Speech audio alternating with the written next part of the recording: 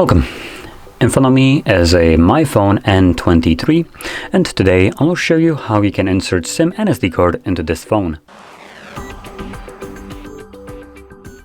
Now before you get started, you will need to grab a SIM eject tool similar to this one, which will come provided with the device in the box. But if you can't find it, you could use a paperclip.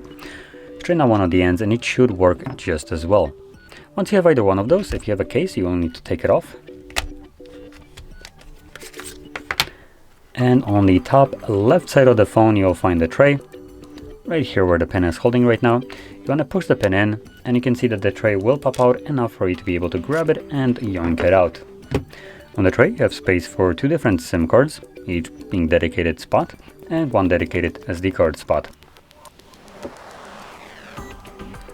Now you can place your SIM card on either one of those, it doesn't really matter. We can obviously occupy both of those at the same time. Once your cards are in place, insert the tray back into the device. Just be careful, there's nothing holding those cards in place. Once you've done so, these cards should start working right away. As you can see, it is prompting me to put in my SIM card pin to unlock my SIM card. So I have just done that, meaning it is obviously working without any problem.